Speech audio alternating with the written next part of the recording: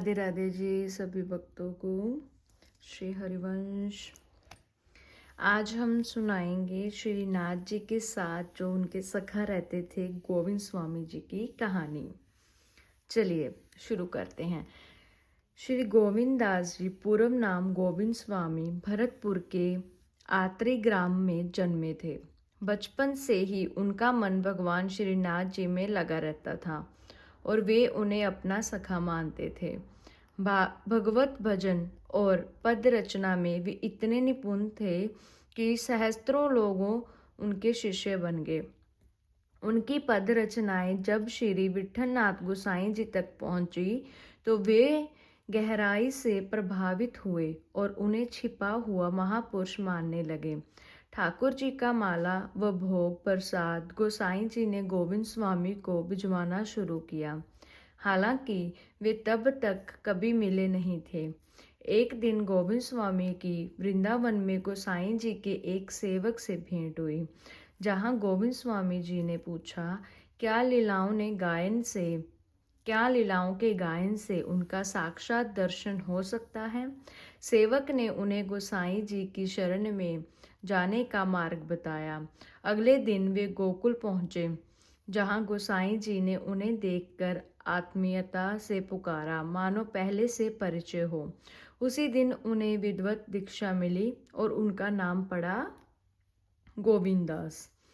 उन्होंने गोकुल महावन को ही अपना निवास बना लिया और गोसाई जी की कृपा से उन्हें श्रीनाथ जी की लीलाओं के साक्षात दर्शन होने लगे। वे नित्य टीले पर जाकर सुंदर पद गाते, जहाँ ठाकुर जी स्वयं प्रकट होकर उनके संग गान करते।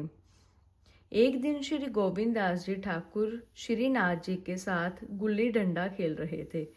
गुरु कृपा से उन्हें लीला दर्शन का अधिकार मिला था। अब वे अधिकार इतना बड़ा कि ठाकुर जी उनके साथ बाल सखा बनकर क्रीड़ा करने लगे।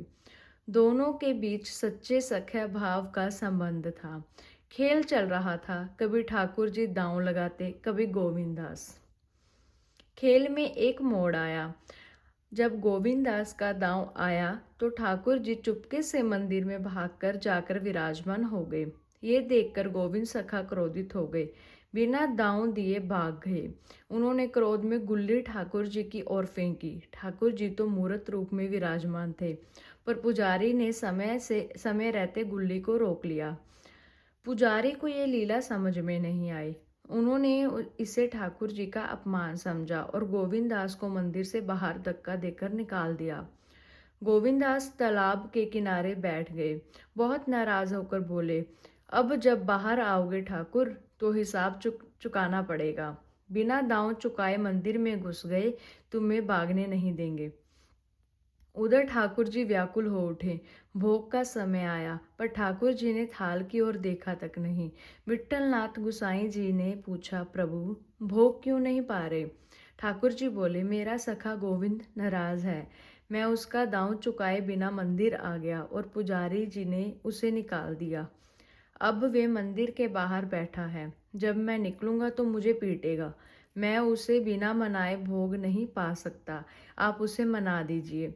गुसाई जी बोले, तो त्याग दो उसे। ठाकुर जी बोले, नहीं, मैं उसके साथ खेलूंगा। अब बस उसे मना दो। ये बात सुनकर गोसाई जी आनंदित हो उठे। प्रभु की ऐसी सखा भाव में तल्लीनता देखकर वे प्रेम से भर गए। अब गोसाई जी छड़ी लेकर गोविंद दास को मनाने निकले। गोविंद दास बाहर तालाब के पास बैठे थे और पद गा रहे थे।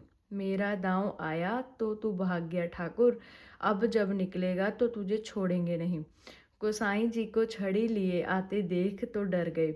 अब तो गुरु भी पिटवाने आ गए। पर जब गोसाई जी ने प्रेम से पुकारा, बेटा गोविंद, मारने नहीं आया हूँ, बस ठाकुर जी तुम्हें मना रहे हैं, तो उनका गुस्सा पिघलने लगा।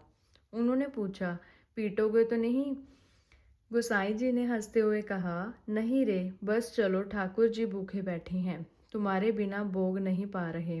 गोविंद सखा मन में सोचने लगे, अगर ठाकुर जी मेरे सामने सिर झुकाएंगे तभी मैं उन्हें क्षमा करूंगा, नहीं तो नाराज ही रहूंगा। जब मंदिर पहुंचे, ठाकुर जी ने मस्तक झुका दिया। सखा भाव से ओतप्रोत गोविंद सखा मुस्कुराए बोले, अब तुम्हें नहीं पीटेंगे।